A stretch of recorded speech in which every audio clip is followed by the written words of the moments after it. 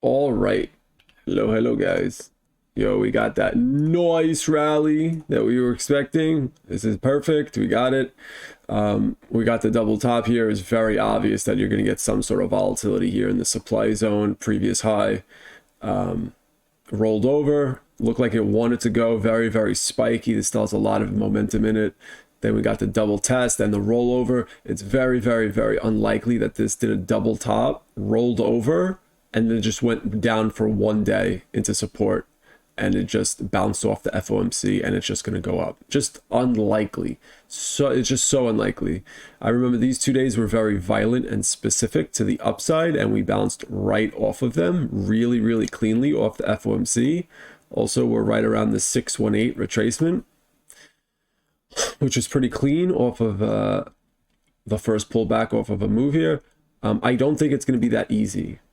Okay, I think if I had to guess, I think this is an inverse head and shoulders. It's one sine wave off of this failure, which is representative of a head and shoulders pattern. Shoulder, head, shoulder. And the psychology and the technicals for this inverse head and shoulders are very clean. This is the type of thing you see, is that the breakdown, you get the first hit of it, the head is brutal, and the right shoulder is not as brutal as this, but there's a day or two where it feels like this. So you know when this felt like the end of the world? I think there will be 1 or 2 days where there's a very violent drop. There's support, where was it? It was 434.8. 434.8. So you're talking probably about a 3% drop or so one of these days. Something like that. You want to see a very violent drop and the recovery. And I do think that the bottom will recover. And this inverse head and shoulders puts the S&P at 5,100 going into the next couple of months. That's actually what I see. So I think that this is a very valid pattern going on. I don't know how this plays out, though. The right shoulder is very choppy, very ugly and disgusting.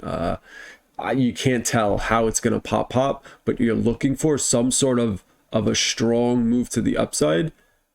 Not big, but kind of violently strong, and then failure. And the failure should be very violent. That's it. That's what we're looking for. It's going to look like it breaks things down. People will talk about, oh, this was the bear market rally. There's a lot of cross currents going on right now. People would say that S&P lost to 200.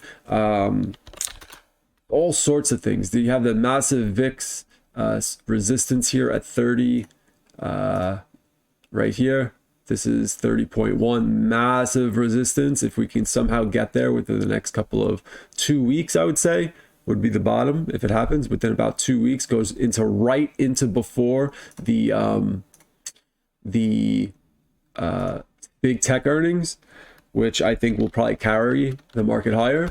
We also have the 10-year exploding higher, going into multi-year resistance, which we've been over this. I think that they're going to break through it and then fail, or just go to it and fail. Yeah. And I'm going to see it start chilling out here. Also, the dollar got a bullish trigger the other day. It got a bullish trigger on the 5th. Right here, got it, and it just went, and it's starting to go, which is kind of scary because it broke the uptrend here, and now it's right back at it again. So it's got rejected, and then it got a bullish trigger. So it's breaking out of what was supposed to be a breakdown, which now this is looking like this was a fake out, which means that this move goes up a lot. So kind of scary in that sense, because you don't want the dollar to start ripping like this.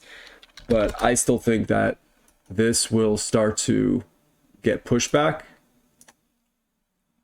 on this trend here.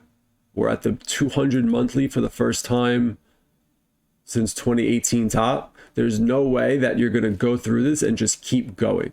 There's no way. There's no way. You can blow through it, but then it's going to come back down. So in terms of like everyone freaking out over this, I think what might happen for the sell-off is the CPI number comes in whatever on Tuesday, April 12th, and everything starts to go crazy. Like the dollar goes up, 10-year goes up, or like oil goes up, like everything just starts freaking out and everyone starts freaking out in the market. That's what I see is going on here. So I don't know exactly how it chops, but be aware of what we're looking for. The violent drop within the next 2 weeks or so. If if that happens and it recovers, you're going to have the most ridiculous rally going into May. I just don't know how it plays out. So just be vigilant. Get the 50. Yeah, the retest of this. Something like that. 434.8, I think, would be the bottom. 440 is a mediocre bottom. And yeah, pretty much. Alrighty, stay nimble out there.